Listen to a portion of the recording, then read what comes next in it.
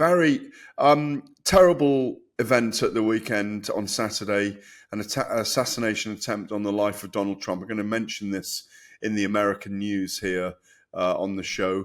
A little known, but not that known anyway, about Donald Trump is that he teamed up with Don King in the mid to late 80s for 5 Mike Tyson fights, and Mike Tyson always speaks highly of him. Obviously, it's disgusting that people try and take another person's life through an assassination attempt. Trump showed his true colours and what a fighter he is. Do you ever recall? You were very active in that period. Do you recall Donald Trump being involved as a promoter in boxing at the time? Obviously, with the big Atlantic City cards at the time.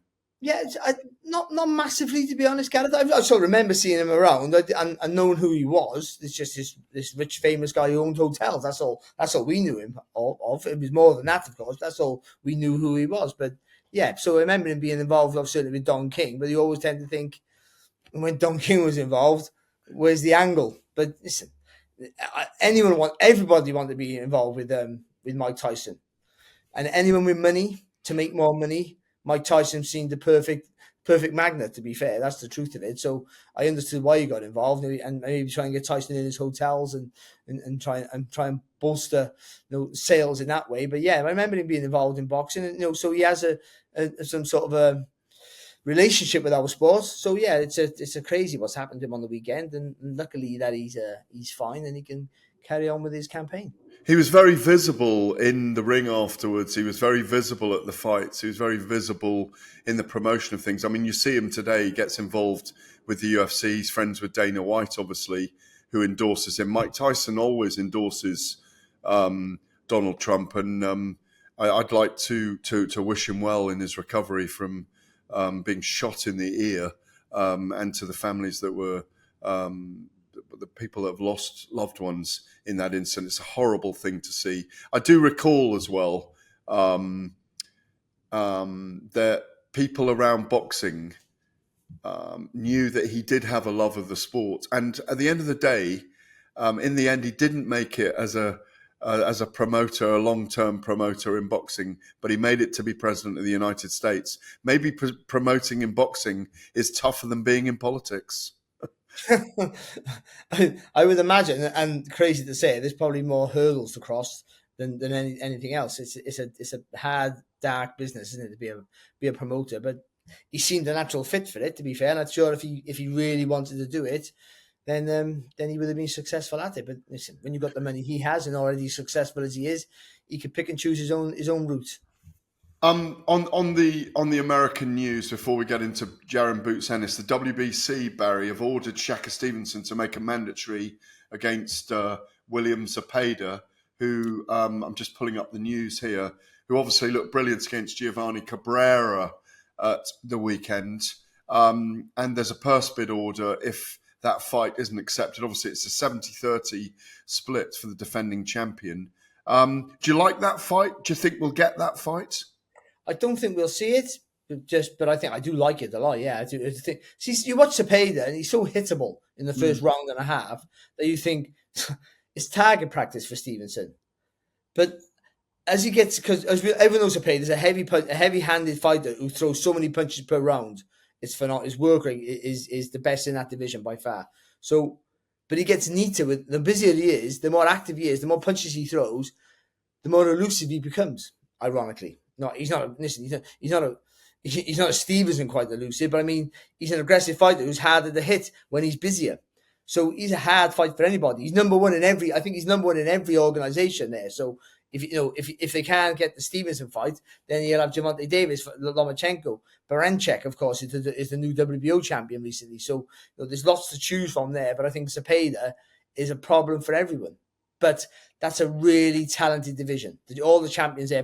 Barancyk's a good fighter, but he's the weakest link by a million miles. Yeah. For the others, it's a hard avenue for anybody to break into. We both said it on this show, that what we want to see from Stevenson is, well, I love his brilliance anyway. And I just think it's one of those ones where I think he's criticised for not being exciting enough. But let's be patient and see how good he is. Because if he's doing that to the likes of a Zepeda or a Barinchik or eventually maybe a Tank Davis. So I think it'd be very hard to do that against because he's going to have to meet Tank Davis and out-time him, in which he's capable of, perhaps. Let's just hold on and be patient because he does have. We talked about greatness just now, and we'll go and speak about Boots Ennis, but he does have potential greatness in him, in my view. Let's jump on to Jaron Boots Ennis. 5th round stoppage of David Avanesian in Philadelphia. Retained the IBF welterweight crown. His unbeaten record, I think it's 29 knockouts now in that 31 fight record or 32 fight record. He's an extraordinary fighter. I like to call him a box fighter. Eddie's was always going to be good for Boots, and this is what he's starting to do for him. Put him out there and create a debate around him. Yeah, I think so. He's been a massive talent, and he's been the future of the welterweight division in waiting. He just had to wait till Crawford and Spence either boxed each other, which they did in the end, or moved up in weight or disappeared. And they've sort of done all three of those, actually. Spencer seems to disappear, and Crawford has moved up and beat Spence, of course, in that great fight last July, almost a year in this month, actually. But it's so he's here. He's 27 years of age. He's at his peak now. I think he's outgrown the division. I think he's got 1 fight, 2 fights maximum left in the welterweight division before he moves up. So calling out Crawford already is not a bad move. I don't think we see it soon. Though saying that, with the involvement of the Saudi Arabians, that could happen by the end of the year, because once they whisper a contest or a potential fight, it seems to transpire very quickly because the money's there, which is fantastic for the sport. We get to see a really good fight there, and Boots will give him a run for his money. I think Crawford, because we forget Crawford is getting on. He's getting on. He's had a long career. He started off as a lightweight. Let's not forget that. He's moved up through the divisions. Though he looks big, but still, he was naturally a smaller guy. And at some point, you slow down. It's inevitable. You have to slow down. Even if you don't, even if you're so good, you can't see that obvious decline. But against someone like Boots Ennis, there is a decline in Crawford. I'm not saying there is. We haven't seen that yet. But if there is a decline in the next 12, 18 months or whatever it is, he's the one to exploit it, I feel, with his speed, accuracy, and power. You've got to look at the puzzle at the moment and how the puzzle and how the game fits together, in my view. And we've got to bring in Chris Eubank here as well, who's been talked about in the last few days.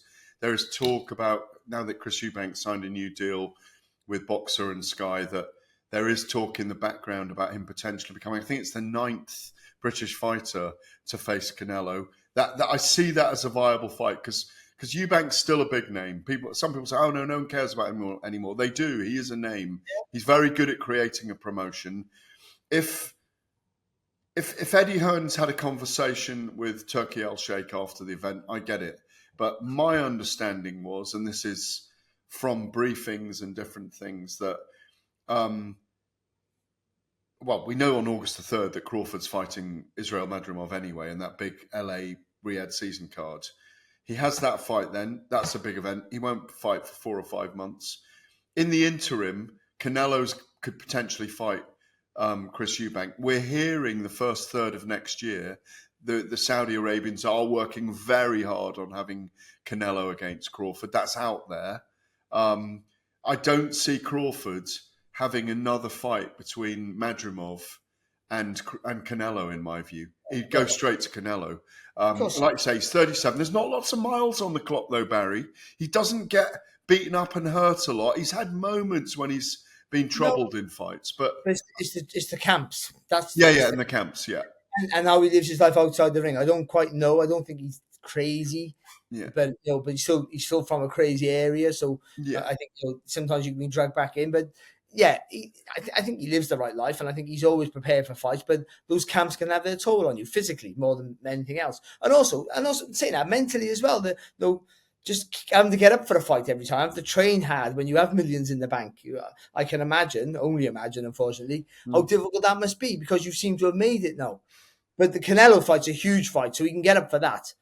But the Boots fight is a big fight, but it's nowhere near that sort of magnitude. But if they can't make the Canelo fight, No, he'll only want big fights now, Crawford. No, he's going to move up to super welter to try and get to another weight division and get closer to Canelo to make it not look as such a big You've jump. said it. What Boots does, he fills the void that Crawford's left. That's what he should look to do. And like you say, I think you said it to me before.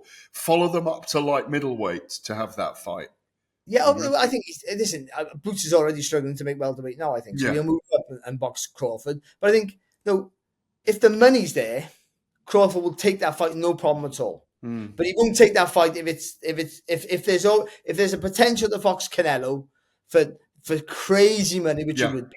He's for not heavyweight fight money, basically.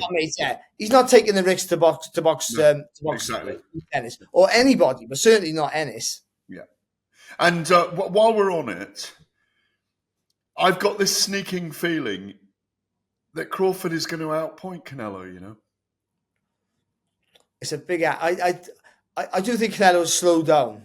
He's still effective, but he hasn't got the work rate and the acceleration and the pace that he had, say, Golovkin 1 and 2, where he was absolutely fantastic. Even though I thought he lost both of them, but they were close fights. The second one, I thought he won the second. I thought he lost the first. Yeah. But either way, he was still the way he could take a shot, the way he could fire back, the way he could up the pace was fantastic. We haven't really seen that since because he hadn't, as a super middleweight, he just bullied everybody. But I think he was exploited against Bivol when he couldn't change the tempo of the fight for the first time in his career, I thought. So, he's still good. Divisions for a reason as well. Come on. Yeah, and then against Ryder, John Ryder did fantastically well, but Canelo a couple of years ago would have got the Ryder, and not say he would have stopped Ryder, but he would have made it harder for Ryder from an earlier onset in that fight. And even against, even in his last fight, I thought, I just thought that he was good, but not great. The great fight that we've seen. So I can understand where you can see Crawford, maybe on point. But he's a big guy. The way he's a bigger guy in the ring than he is in real life, Crawford. Canelo. He suffocates the space, and as good as Crawford is, and the reach he has, this would be a massive ask to move up to super middleweight. They'll have to go super middleweight. Is it similar to Sugar Ray Leonard against Marvin Hagler in terms of the step up and the size? Well, it's bigger size because you're having a welterweight going up to super middleweight. But is he a super middle or is he really a middle? Canelo. Yeah. Well, he's not. I think he's not a super middle now. He has to be. Yeah. He's been a super for the he's last. He's not the tallest though. When you're standing with him, he's tiny. He's only about 5'8". They say 5'9". 5'8". He's 5'8", if that. To be honest, but very thick, isn't he? He's very thick when you're next to him. He's very solid, like a rugby player build, isn't he? He's 5'8" wide, isn't he? He's tall. No, but so he's good that way. And I know Crawford has that crazy long reach. He uses it very well. He's snappy with his shots, and and he's super talented. And the timing might be right for him as well. But it's still a big ask. It's mouth-watering, though, isn't it? Come on. Oh, mate, I called for this ages ago, this fight, and people going, "You're being absolutely ridiculous." And maybe it is like saying putting Inouye in with, I don't know, with a Stevenson. Maybe it is that kind of leap. Yeah. But they're fantasy fights that they only come around every decade or two, don't they? Well, I think we're in an era now at the minute that we can pick fantasy fights and they come to fruition. I think that's what's happening at the minute. We're having fights we thought we'd never see before because there is an influx of finances. So, we have to thank the Saudis for that because they're the ones really making it happen. That's the truth of it. And so, and they're the ones who are going to make this fight happen. If this fight happens, it's because of them. That's the truth. Because the money Crawford and Canelo are going to demand or want, no one else can generate that. No, exactly. They've got to take it now. Right, yeah. Also on that Philadelphia card, of course, very good victory for Sky Nicholson, outpointing Diana Vargas. I predicted that with my William Hill takes, of course. Points victory. But again, Sky Nicholson does get better. She's a great young champion. I love her southpaw skills. But I really want to see her in again with a battler like someone like Amanda Serrano. I'm going to very quickly, because we need to move on, Barry. the one thing we didn't talk about there, I want to get your take on how is Eubank going to fare against Canelo if that fight goes ahead. I quite like the fight, but I think it's a late stoppage win for Canelo in my view. Yeah, I think it's easy to pick a winner in that fight, but what you'll get with Eubank is a guy who's gritty.